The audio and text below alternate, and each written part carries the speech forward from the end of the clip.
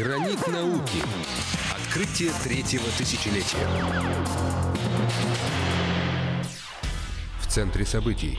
Эхо Москвы. Послесловие с Азаматом Саидовым. Добрый день! В прямом эфире уфимской радиостанции «Эхо Москвы», авторская программа «Послесловие», студия Азамат Саидов, за звукорежиссерским пультом Никита Полянин. Напоминаю для наших подписчиков в социальных сетях, что радиоэфир также транслируется в прямом доступе в Фейсбуке, Ютубе. Так мы начинаем. Ну, так как программа «Послесловие» у меня анализ минувшей недели, каких-то знаковых событий, то сразу хочу заметить, что вроде бы событий было и много, но с другой стороны, они не столь, на мой взгляд, были существенны, кроме одного. И вот именно с этого события я хотел бы начать сегодняшний эфир. Мы это журналисты, друзья, общественники, проводили в Уфе, на Южном кладбище, нашего коллегу, хорошего человека Эдварда Мурзина, кончина которого к нам пришла именно в начале минувшей недели. Конечно, много можно слов сказать о Мурзине, но я думаю, что об этом большом человеке с большим сердцем каждый может сказать свое. Поэтому я думаю, что Мурзин должен остаться в сердце каждого из нас таким, каким мы его знали, любили. Именно любили, несмотря на то, что вроде бы как он позиционировался долгие годы у нас в республике как человек неудобный для властей, оппозиционер, правозащитник. Но, как ни странно, у него не было врагов.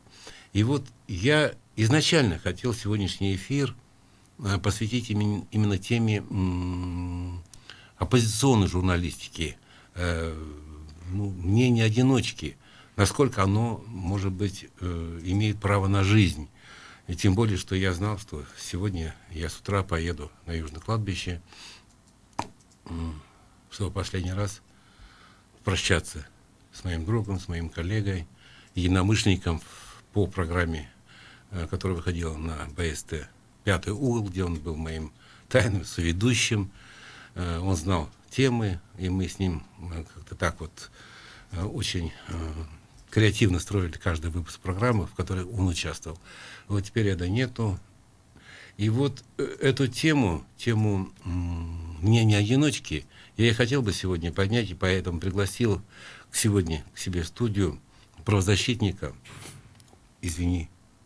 политтехнолога Андрея Потылицына. Но так получилось, что под занавес недели Андрей сам стал героем-одиночкой, получив в субботнем эфире БСТ титул чуть ли не врага народа. Вот и поэтому я и решил, может быть, несколько переначать сегодняшнюю тему и посвятить именно взгляду Андрея Потылицына на те события, которые происходят с нами, насколько ему живется хорошо, как агенту Госдепа, и какие-то еще титулы, по-моему, были. Я знаю, что господин Потылицын не любит слово политолог, он открещивается, он себя называет именно политтехнологом, хотя в моем понимании политтехнолог — это слуга дьявола, это какой-то такой человек, который изобретает какие-то козни. Ну, Андрей, добрый день. Добрый день. Я думаю, что о финансировании и о твоей кубышке от Госдепа мы поговорим, наверное, во второй половине программы, тем более, что ты сегодня анонсировал сегодняшний эфир, и там написал, что я все расскажу. Откуда деньги, какие гонорары у меня. Для интриги оставим это на вторую часть. А в первой части я хотел бы задать такой неожиданный вопрос. Прав я или нет? Вот тот наезд на тебя субботний мне почему-то показался не случайным. Как известно, мы ждем в сентябре выборы. И, наверное, самое время начинать предвыборную программу. А на вашем языке политтехнологов создание образа врага — это, наверное, один из самых таких таких действенных ходов. Я прав или нет? И началась ли она, на твой взгляд, именно у нас, вот эта та самая подготовка к сентябрю 2019 года? Ну, во-первых, да, я присоединяюсь к соболезнованиям родным, близким Эдварда Мурзина. Мы были с ним знакомы. Не могу сказать, что хорошо и долго, но, по крайней мере, знакомы и взаимодействовали. Жалко Эдварда. Ну, земля пухом. Теперь, значит, по поводу вашего вопроса. Вопрос действительно важный, интересный. Создание образа врага. Я прав в своих умозаключениях? Скорее всего, да. Потому что попытка выявить противников, соперников на поле боя за первенство вот в этой вот гонке избирательной, которая у нас, несомненно, началась. И началась она у нас на самом деле 12 октября минувшего года. Просто не все это заметили. Так вот, эта попытка поиска врагов — это один из важнейших, действительно, наверное, элементов для тех, кто находится вот сейчас в команде Хабирова, именно в блоке вот этом информационном. Они попали в очень непростую ситуацию, на самом деле. Андрей, может быть, мы все-таки расскажем тем радиослушателям, которые, возможно, не видели субботний сюжет, о чем он, потому что я тоже краем уха слышал, но, к сожалению, я пропустил этот сюжет. На самом деле это не просто один сюжет, а целая цепочка событий, когда вот эта риторика по поводу сибайской катастрофы, сибайской проблемы внезапно превратилась в поиск врагов и противников. Первым в этом процессе был тот самый пресловутый мэр Сибая Авзалов, который заявил, что вот в Сибае загадочным образом действует какое-то количество присланных то ли московских, то ли уфимских, там он все время путался в показаниях, политтехнологов, которые якобы баламутят там воду в Сибае и подбалтывают местный народ на какие-то нехорошие вещи.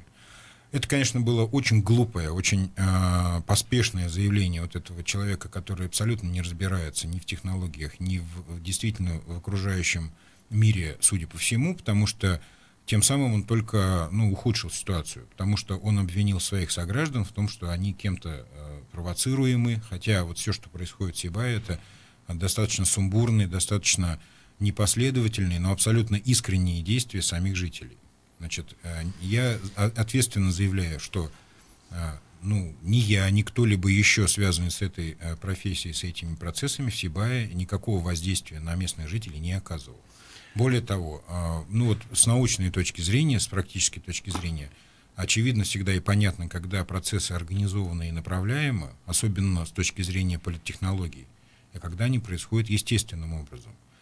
А вот в конце недели, уже, видимо, не выдержав вот этого напора и тяжести воздействия на них этой ситуации, вот эти несчастные, я бы сказал, исполнители фактически в этой ситуации, это я имею в виду Шамиля Валиева и, не знаю, блогер он или кто, это Кобзон Кобзев, они вот выстрелили на БСТ этим сюжетом, где сообщили, что Андрей Потылицын, там, получив какие-то неимоверные гонорары за ситуацию в Сибае, подбалтывает там местное население, баламутит его и склоняет к каким-то ужасным действиям. Я рад, конечно, тому, что это все вышло на поверхность, в том смысле, что люди здравые четко видят абсурдность всех этих вещей, наверное, оценивают профессионализм вот этих вот несчастных, которых... Кобзев, ладно, он человек такой, как бы заплатили, он все что угодно расскажет. Он рассказывал нам, например, о пользе нефтешлама. Я помню, ваше очень полезен, летнее противостояние в социальных сетях. Это даже было не противостояние, я никак не отвечаю на эти вещи, потому что на такие глупости вообще отвечать неправильно. Но когда человек заявляет, что яд это полезно для здоровья, или что яд это там элемент дорожного покрытия, это глупо. В данном случае Кобзева вообще обсуждать не надо. А вот Шамиля мне действительно искренне жаль, потому что, судя по всему... Шамиль Валиев, добавим для наших радиослушателей, кто не в курсе, он сегодня руководитель аппарата Общественной палаты Республики Башкортостан.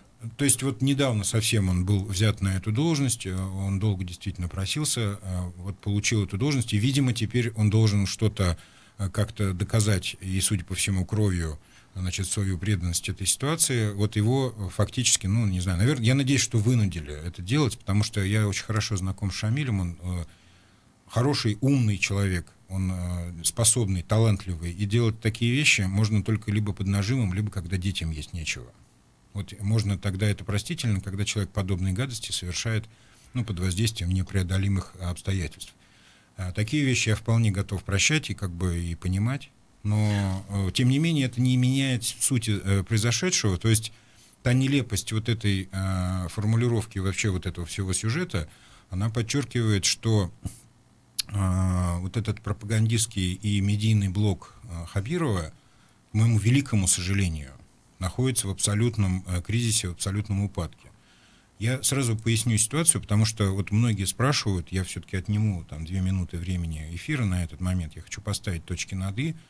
Я не против Хабирова, я против глупости, которая, судя по всему, начинает захватывать пространство в этой республике, потому что многие ответственные участки... Информационное пространство, да? В том числе и информационное, но не только, и хозяйственное, и муниципальное пространство. Дело в том, что очень многие ответственные участки работы, и Хабиров сейчас это понимает уже, вот сегодняшняя оперативка тому подтверждение, доверены людям, которым категорически нельзя было доверять эти участки, потому что они не способны на это.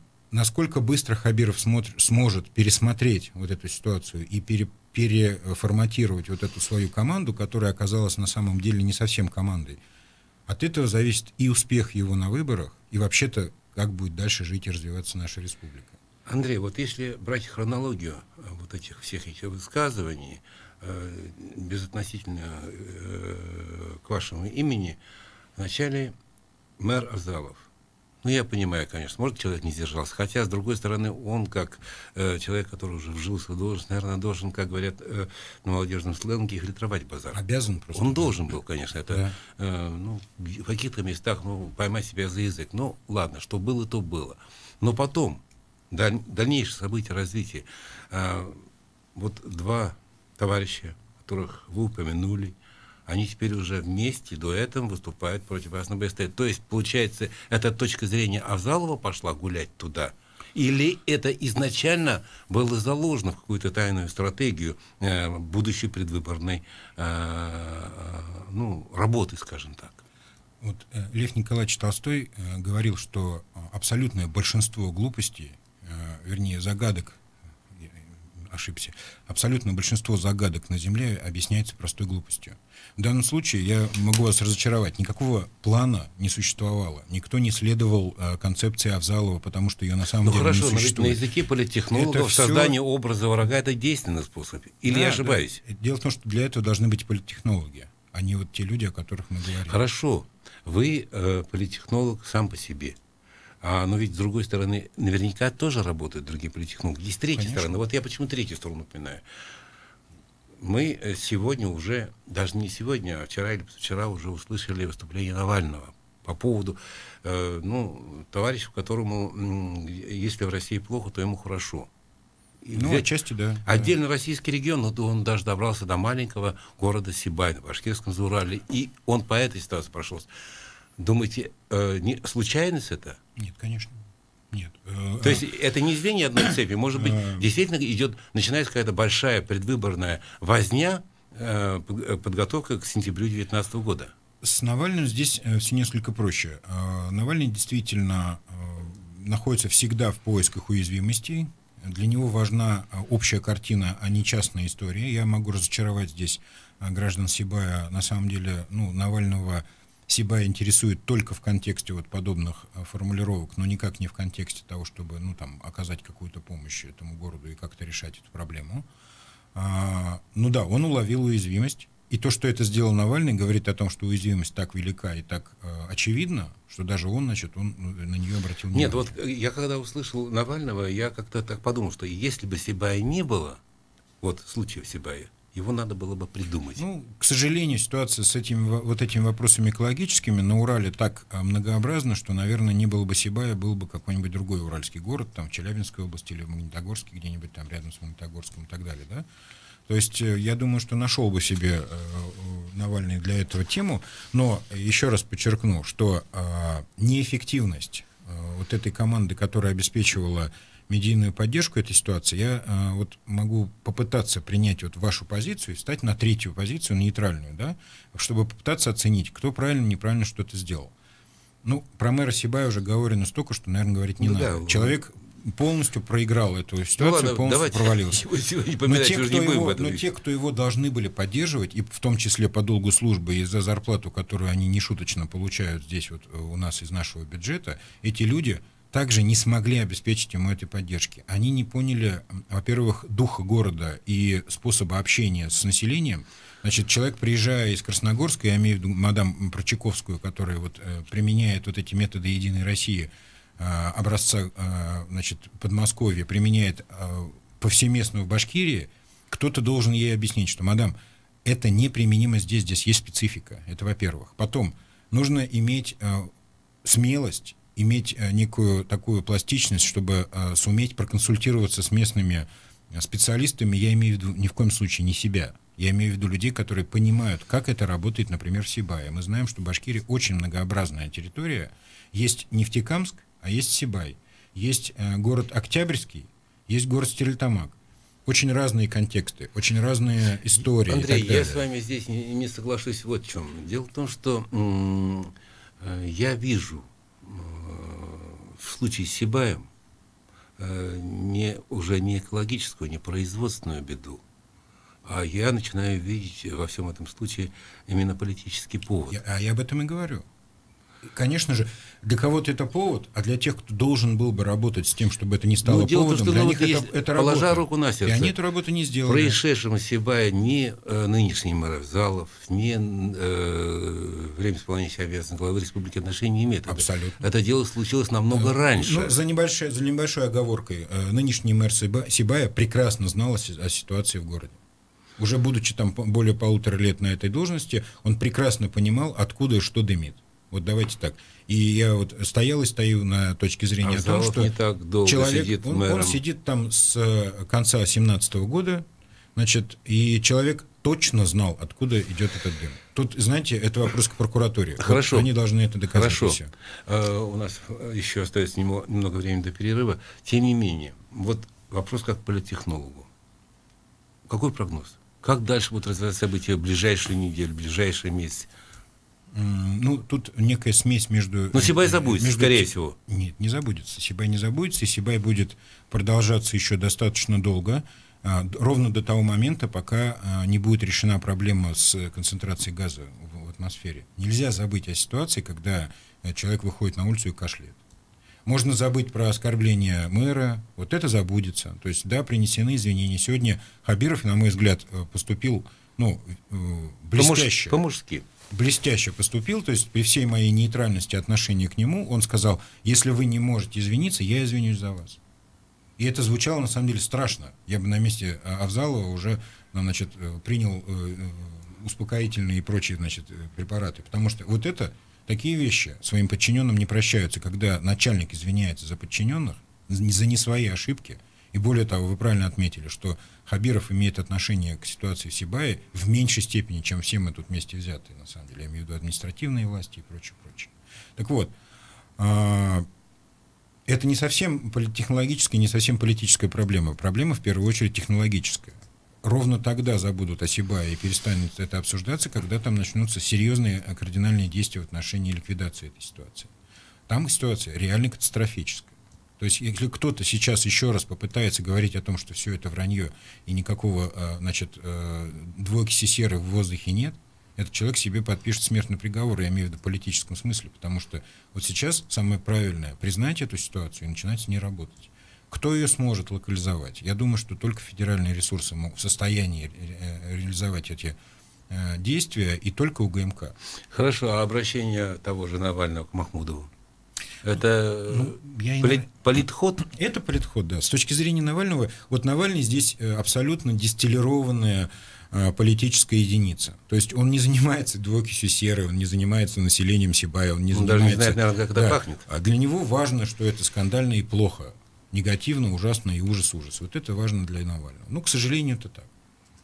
Вот. А вот кто будет заниматься непосредственно диагностикой этого карьера, действительно ликвидация этих последствий, и кто, в первую очередь, кто прекратит дезинформацию, которая исходит от тех, кто на самом деле виноват, я имею в виду технические службы УГМК и вот всех этих вот товарищей Бекиновых и прочих, вот тот и будет, тот и возглавит этот процесс нормализации. Но, тем не менее, вот я признаюсь вам и, наверное, отчасти радиослушателям, я сам сибайский. Я с 6 до 19 лет провел там и работал даже в сибайском карьере на экскаваторе помощником машиниста, так что мне ситуация-то вся знакома, и даже запах, о котором говорят, он, в принципе, мне отчасти знаком по прежней работе. Но дело не в этом. Дело в том, что, конечно, меня тоже, как многих, позабавило вот это проведение лыжни России и переселение из садика в садик детей, хотя весь сам Сибай можно бодрым шагом пересечь за 20 минут. Хоть там переселять из одного садика в другой, ситуация-то не изменится. Ну да ладно. Мы обо всем и политтехнологии поговорим, наверное, во второй половине. Вы, пожалуйста, не уходите далеко от своих радиоприемников. Это программа «После слова». У меня в гостях Андрей Потылицын, политтехнолог.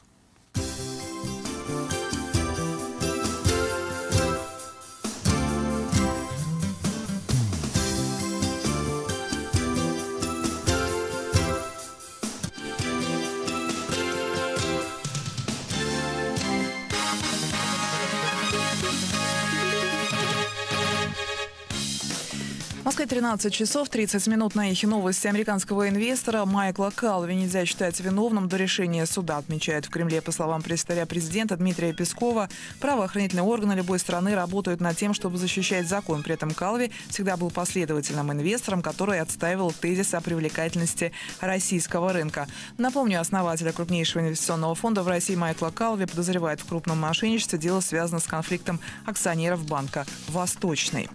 Мосгорсуд признал законным арест Дениса Чуприкова, которого обвиняют в краже картины Куинджи из Третьяковской галереи. Он проводит под стражей не менее 2 месяцев. Чуприков участвовал в сегодняшнем заседании по видеосвязи из СИЗО. Он признал себя виновным, отметив, что хотел привлечь к себе внимание. Сегодня же Мосгорсуд рассмотрит апелляции на содержание под стражей еще одной группы украинских моряков. Большинство из 24 арестованных эту процедуру уже прошли, рассказал «Эху» адвокат Николай Полозов. Будет рассмотрение 5-й, 4-й апелляционных жалоб на решение Лефортовского районного суда и срока содержания под стражей для военнопленных до конца апреля. На текущий момент из них уже 16 прошли апелляцию. Везде были одинаковые решения об отказе в удовлетворении жалоб. В принципе, ожидаемое решение, собственно, апелляцию подавали с расчетом прохождения процедуры для последующего обращения в Европейский суд по правам человека. Полозов отметил, что состояние раненых моряков по-прежнему вызывает беспокойство. Учебник для десятиклассников по истории Крыма, который вызвал критику из-за позиции автора по поводу роли крымских татар в Великой Отечественной войне, отсутствует в федеральном перечне учебных пособий. Так Интерфаксу сегодня сказали в Министерстве просвещения. Напомню, ранее появилась информация, что Совет крымских татар потребовал изъять учебник, так как в нем они представлены как пособники немецких оккупантов. Компания-подрядчик ремонтных работ в корпусе Университета информационных технологий в Санкт-Петербурге отрицает, что обрушение могло произойти из-за складирования стройматериалов. Гендиректор Петербург реставрации Никита Барабанщиков сказал ТАСС, что работы начались с 1 февраля, после того, как были получены все необходимые разрешения. В МЧС ранее предварительной причиной ЧП назвали нарушение технических требований при проведении ремонтных работ. 16 февраля в здании университета обрушились перекрытия с 5 этажа по 2, никто не пострадал. Авиакомпания из Словении может забрать самолеты «Сухой Суперджет-100» у ирландской авиакомпании, сообщил глава Минпромторга Денис Мантуров. По его словам, CityJet использовала неэффективную бизнес-модель в работе с российской компанией. Ранее газета «Ведомости» написала, что ирландская авиакомпания возвращает 7 воздушных судов. О погоде в столице сейчас минус 2 градуса, давление 748 миллиметров ртутного столба, относительная влажность воздуха 48%, ночью обещает минус 10-12 градусов, завтра днем 0-2, будет переменная облачность, без осадков. Марина Старостина, служба информации, «Эхо Москвы».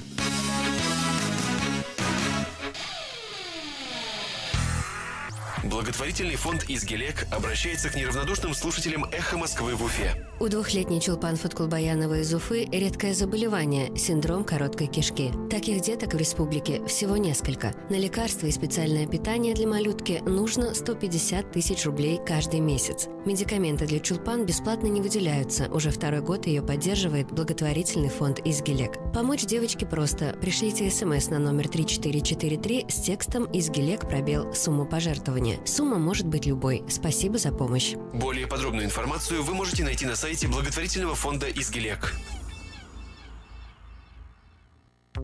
По средам после 13 часов на «Эхе Москвы» в Уфе раскрываем результаты маркетинговых исследований и говорим с экспертами из различных сфер рынка. В программе «Включаем маркетинг». Ведет программу Виталий Пилипчук.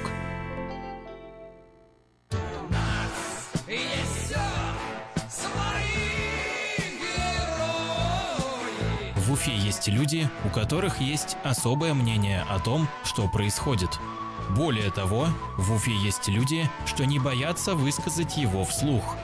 По будням эти люди приходят на «Эхо Москвы» в Уфе и отвечают на ваши вопросы. Слушайте программу «Персонально ваш» со вторника по четверг после 15 часов.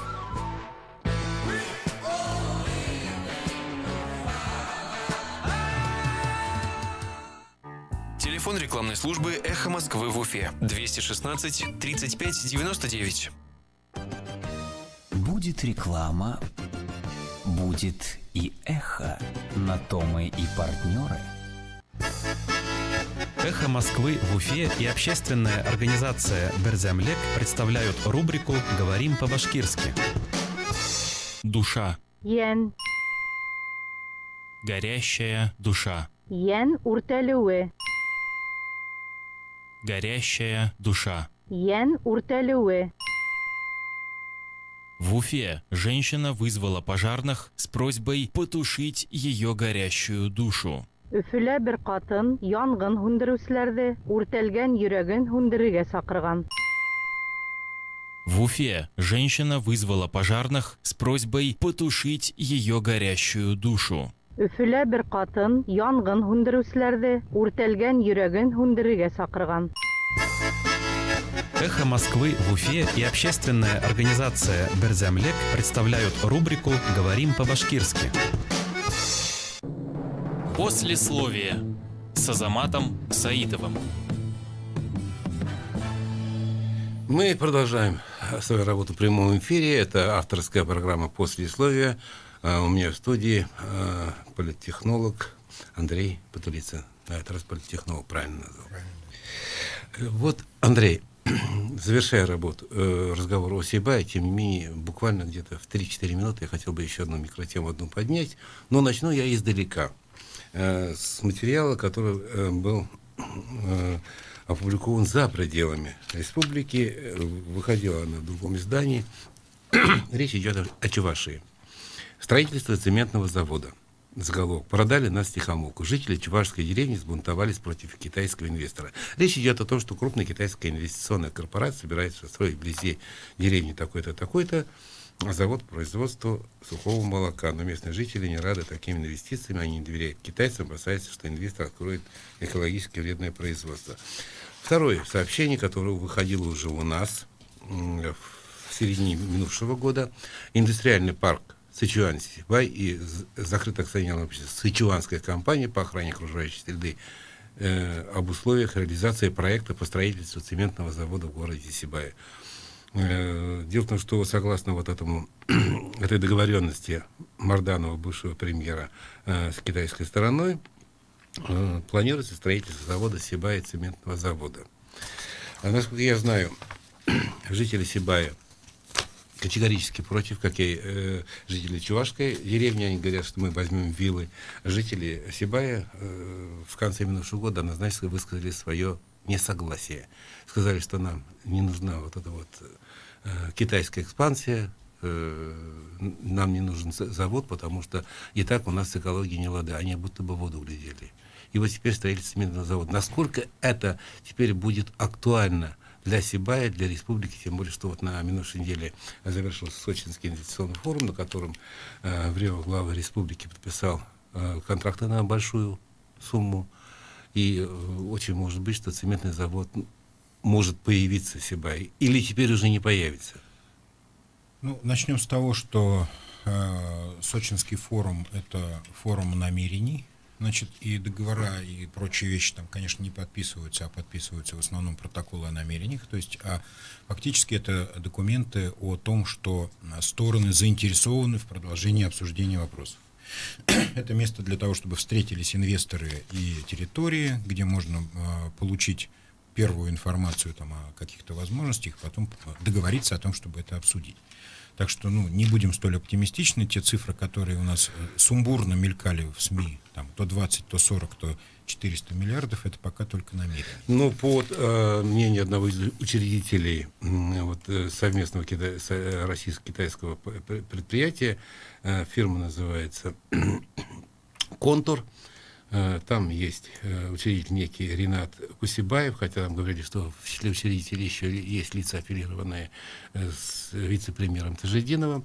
Вот, по словам вот этого Кусибаева, или Кузибаева, по его словам, на данном этапе подобран участок Сибая, ведется проектирование завода. По поводу, отдельно Сибайского цементного завода, вот этого китайского, лично мое мнение, что нужно бояться любых проектов, исходящих от господина Тажидинова, и тому пример Кроношпан.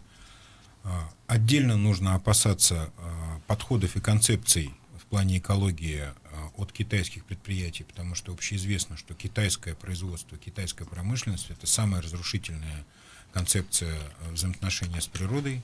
Значит, Китай на первое место ставит производительность труда и снижение себестоимости, а на последнее место экологический вред. Учитывая, что китайцы намерены строить завод на не своей территории, эта логика еще более усиливается, и тут жители Сибая, безусловно, правы в своих опасениях. В том смысле, что этот завод принесет больше вреда, чем пользы. Отдельно характеризует эту ситуацию то, что Сибай не самый процветающий город в плане занятости, в плане диверсификации мест для работы. Там достаточно мало предприятий, которые работу дают, и даже в этой ситуации сибайцы против создания нового предприятия. Но здесь есть, конечно, всегда палка о двух концах, медаль с двумя сторонами и тому подобное. Значит, если в правительстве республики найдутся силы, которые обеспечат должный контроль за устройством вот этого завода так, как он должен быть устроен с точки зрения экологического законодательства, тогда этот вариант надо рассматривать. Но абсолютным условием, на мой взгляд, принципиальным условием должно быть выведение из этого проекта господина Тажидинова. Потому что он точно не в состоянии обеспечить эти параметры. У него существуют другие совершенно парадигмы организации производства. Значит, абсолютно по, на мой взгляд, извращенным формам получается прибыль от этих проектов. То есть, грубо говоря, интересанты создания подобных предприятий получают всю прибыль на самых ранних этапах. Но Тажидинов, тем не менее, входит в ближайшее окружение впоследствии исполняющей обязанности главы, бросая предприятие. Вот его позиция в правительстве на самом деле не имеет никакого значения для состояния здоровья жителей Сибая. Он может быть хоть вице-премьером, хоть премьер-министром, хоть кем-то еще, но в данном случае сибайцы точно дали уже оценку его деятельности в этом регионе. Они абсолютно точно знают, что этот человек ничего хорошего Зауралью не принес и не принесет, и они правы в своих опасениях, я повторюсь. А лично я считаю, что Тажидинов — это человек, который ведет варварскую политику в плане как бы инвестиционных процессов в Республике Башкортостан. Дело в том, что недавнее совещание в ТПП показало, что его проект по Кроношпану сейчас уже вызывает недовольство уже у самого Кроношпана. То есть генеральный директор Кроношпана встал и открыто заявил, что вы нам обещали совсем другое. Ну, самого Тажидинова на этом совещании не было, обращался господин Курбаншов уже в пустоту. Но я еще раз говорю, именно Тажидинов является источником вот этого опасения и очень обоснованного опасения сибайцев. Потому я считаю, что проект устройства цементного завода в Сибае, во-первых, нужно отложить до момента, когда экологическая катастрофа будет хотя бы локализована в Сибае, и вернуться к нему совершенно в другом формате. Вот это было бы здраво. И это бы не вызвало такой реакции, которая сейчас есть у сибайцев. Понятно. Ну, давайте сейчас будем утолять уже любопытство наших радиослушателей о деньгах Госдепа. Как вот роман Ильфа Петрова «12 стульев», когда Остап Бендер спрашивал этих создателей «Меча и орала», ваша политическая кредо, или вот как Иван Васильевич меняет профессию, фильм тоже, «Чих будешь». Всегда, да. Всегда. Всегда не отвечали. Теперь вопрос, чьих будешь. Так, а деньгах Госдепа? Да. Сколько их и на что хватает? Я уже устал иронизировать на тему вот этих вот предположений моих оппонентов, которые периодически появляются, значит, о моей причастности к 6 иностранным разведкам, к финансированию Государственного департамента США и так далее. Я еще раз все-таки сообщу им, к великому их сожалению, что, господа хорошие, меня не финансирует ни одна иностранная разведка, меня не финансирует Государственный департамент США, хотя, возможно, я об этом и мечтаю, но, тем не менее, не считаю, что это вообще в принципе возможно и когда-нибудь случится. Я должен разочаровать тех, кто пытается считать деньги в чужих карманах, я имею в виду и Шамиля Валиева, и Кобзона, и отчасти даже Камиля Бузыкаева, примкнувшего к ним. Господа, это наш карикатурист. Да, господа, я на самом деле зарабатываю на том, что я консультирую людей, которые нуждаются в этих консультациях. Я объясняю людям, как им поступать в трудных ситуациях, и они благодарны за это, платят мне деньги. Вот в чем дело. А вовсе не зарабатываю деньги на каких-то подозрительных процессах подбалтывания жителей Сибая или, не дай бог, Белебея, на какие-то, негативные действия в отношении власти. Но вот после субботнего сюжета на БСТ не было обидно? Или наоборот, то, что сравнили Потылицына с бойцом-одиночкой, который работает, скажем, на достаточно хороший финансовый куш? Я действительно работаю на самого себя, никогда не отрицал возможности работы на кого-то, потому что не считаю, что это зазорно, никогда не готов был и сейчас не готов работать в каком-то контексте противоречия собственными убеждениями. То есть от многих предложений я отказываюсь. То есть когда мне просят, условно говоря, отремонтировать репутацию каких-то негодяев, я отказываюсь от этих вещей. Хотя для этого, может быть, больше возможностей, больше каких-то денег предлагается. Но я, во-первых, научился не обижаться. Есть такая детская поговорка, на дураков не обижаются. Но я бы не стал здесь так характеризовать вот этих моих оппонентов. Я очень надеюсь, что ни Шамиль, ни Камиль не являются истинными моими оппонентами или какими-то противниками. Потому что, хотя бы потому, что у них нет для этого никаких оснований и прочее. Я думаю, что оба они действуют вынужденно, они как-то, видимо, чем-то обязаны. Теперь чем-то должны... А кто или что вынуждает, не будем о конкретных людях говорить, кто и что вынуждает человека идти наперекор совести? Вот сегодня в Фейсбуке я увидел пост Мурзагулова, который написал очень хорошо по поводу Мурзина. Mm-hmm. Он сказал, что мы по разные стороны баррикад, но тем не менее мы можем друг другу руки протянуть. Могло бы быть. Я тоже сторонник такого же, потому что я знаю многих журналистов, которые работают в других изданиях, которые освещают по-другому темы. Но, тем не менее, я всегда был сторонником того, что мы выполняем свою работу, но, в принципе, за какие-то человеческие грани мы не должны выходить.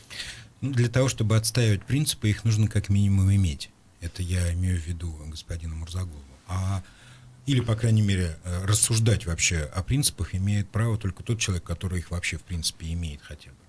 А вот то, что можно сохранять человеческие отношения, да, я тоже пытаюсь периодически, будучи человеком, конечно, эмоциональным, время от времени я начинаю, конечно, где-то менять свое мнение о людях, но стараюсь делать это все реже и реже, потому что, понимая, что все это в определенном смысле игра, просто с очень разными причинами. Люди играют в эту игру по очень разным причинам. И Мурзагулов, и Мурзин, например, вот если уж мы о них заговорили, они играли в эту игру совершенно по разным причинам. И абсолютно разная мотивация была у того и другого. Вот.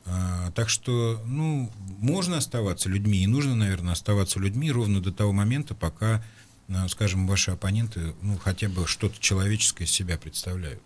А какую-то сатисфакцию Потылицын потребует за субботний сюжет? Да нет, конечно. От кого? От Кобзона, что ли? Господи, Кобзона Ну, не знаю, Кобзона можно купить, соответственно, зачем от него добиваться каких-то... Ну, у меня нет такой цели и задачи его покупать, но купить его может любой желающий. А Шамилю искренне сочувствую, Шамилю мне жаль, я думаю, что когда-нибудь он все это поймет, и мы с ним в приятельских отношениях, мы с ним время от времени стреляем в тире. Он хороший человек, просто он Но теперь очень пошла зависимый. стрельба в друг друга. Я надеюсь, что я сумею увернуться, но ответного огня не будет. Понятно. Хорошо, вопрос-то опять, я же уже задавал, как политтехнологу, каким видится вам дальнейшее развитие событий по предвыборной работе?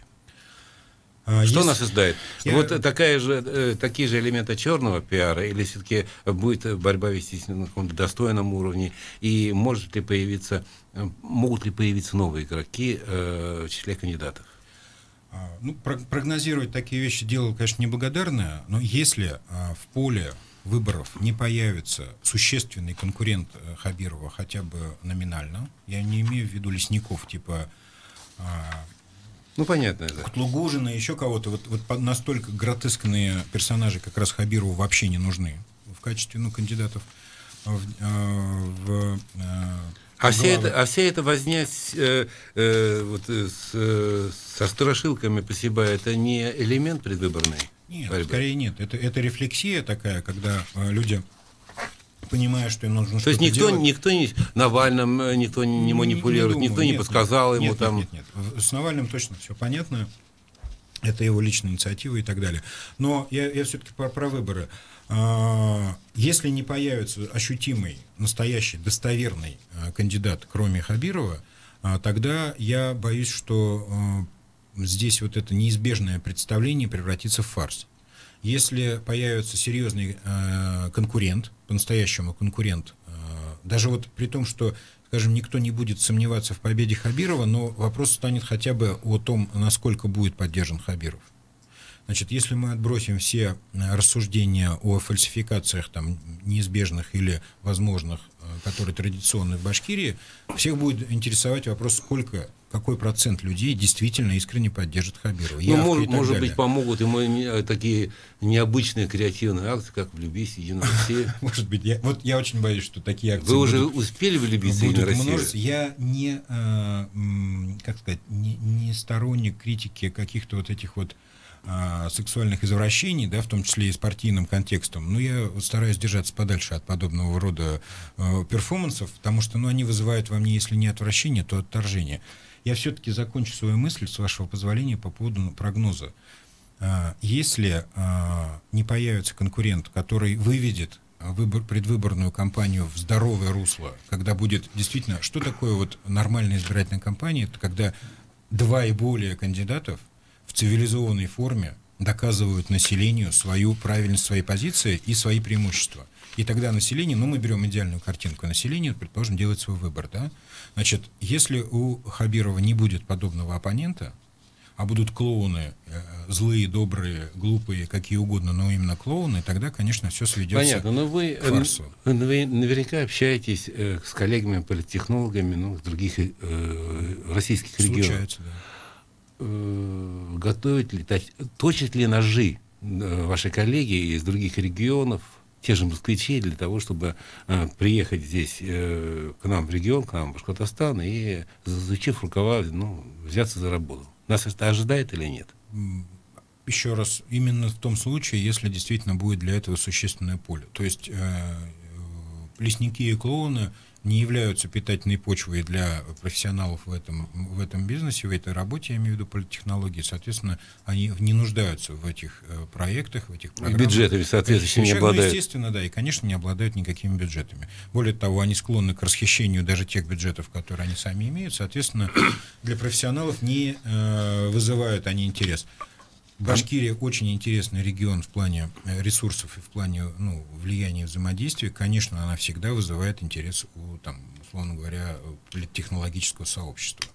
А время покажет, насколько это будет практически воплощено. Хотелось о земном завершить разговор, тем более, что у меня одна есть новость, и мне хотелось бы очень узнать мнение господина Батыристова по этому поводу. Вот это сообщение я прочитал в газете «Коммерсант. Южный Урал». Правительство Челябинской области и русская медная компания подписали соглашение о строительстве тракта водоподачи части истока реки Уфы, Краидель по-нашему, в реку Миас. По водопроводу в Миас будет поступать ежегодно 130 миллионов кубических метров чистой воды. Это поможет решить проблему дефицита воды в Шершневском водохранилище, единственный источник питьевой воды в Челябинске и прилегающих населенных пунктов. По договоренности с областными властями русская медная компания направит на строительство тракта водоподачи 1 миллиард рублей. Работы планируется завершить к 2020 году к саммитам стран ШОС и БРИКС в Челябинске. Так вот, мы теряем судоходную Агидель белую, и мы еще становимся перед фактами, что у нас река Уфимка или Краидель потеряет свой дебет. Да, на целых там 130 миллионов кубометров в год. Это, ну, вообще, какая может быть реакция у жителя территории, у которого отобрали 130 миллионов кубометров воды? Конечно, негативная. То есть меня вообще удивляет, как такие решения принимаются. Но игра-то ведь идет за пределами Башкортостана. Я Здесь понимаю. договариваются между собой русская медная компания, я не знаю... и администрация Челябинской области. Ну, это только потому, что они будут забирать воду на территории не Башкирии. Хотя река в дальнейшем идет в Башкирию и попадает в систему рек, которые проходят в основном через Башкирию и так далее. То есть вот здесь игнорировать интересы Башкирии, на мой взгляд, ну, как-то нечестно. Но вся беда вообще в том, что вот для решения этой проблемы федеральной целевой программы развития водохозяйственного комплекса Российской Федерации в 2012-2020 годах, которую правительство России утвердило в 2012 году, предусматривало строительство тракта водоподачи части истока реки Уфы в реку Миас. Для этого была разработана проектная документация, на которой в 2013 году получено положительное заключение государственной экспертизы Челябинской области. И канал будет представлять себе подземную полиэтиленовую трубу диаметром аж 2 метра и длиной 21 километр. Что могут сделать наши республиканские власти, теперь новые?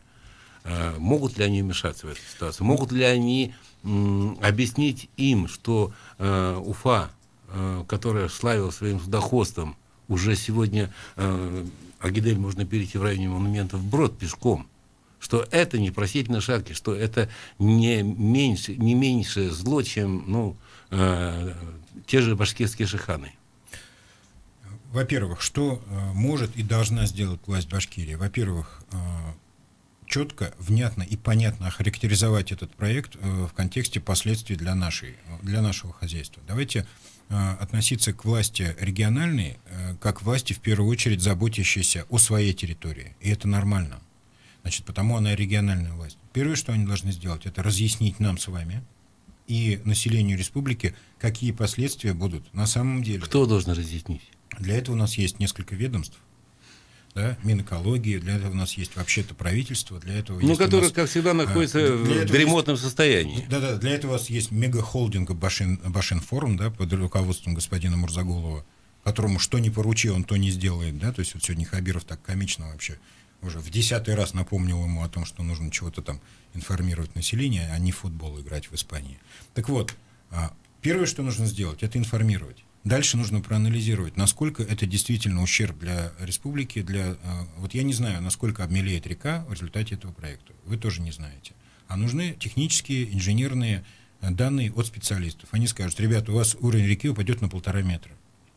Какие экологические последствия? Сколько вымрет животных, растений и прочее? Сколько мы перестанем получать воды? Водозаборы пострадают или нет? Андрей, я так понял по вашей реакции, что вы даже не знали об этой новости. Я первый раз об этом слышу, я возмущен вообще полностью такими проектами нашей Российской Федерации, которые в ущерб Башкирии осуществляются. У нас разговор сегодня какой-то, конечно, сумбурный получился, роль одиночки, скажем. Да, много разных тем. И еще одна мини-тема. Вот, чем вы объясняете молчание башкирской содовой компании? Я думаю... Что-то давно не было вестей с того фронта.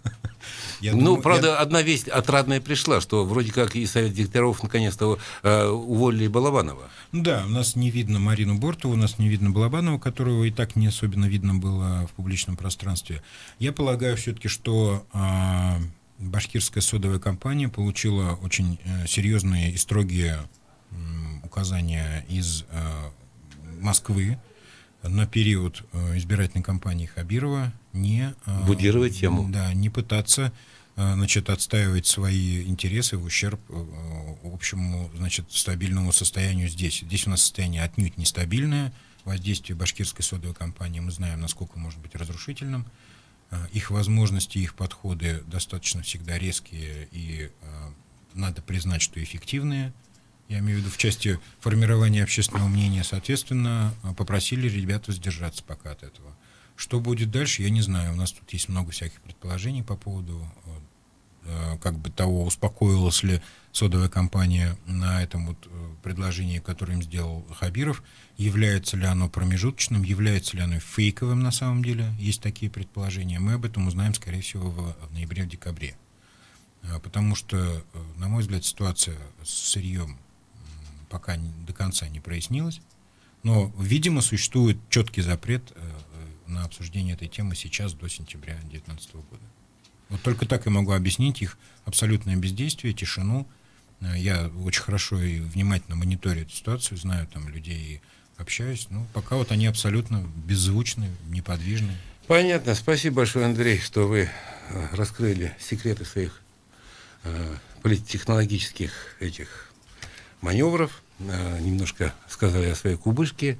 Нам этого пока что будет достаточно. Это была авторская программа «Послесловие» Азамат Саитов. У меня в гостях был политтехнолог Андрей Потылицын. На этом мы прощаемся с вами. Всех вам благ. Спасибо. До свидания. Никакого секрета.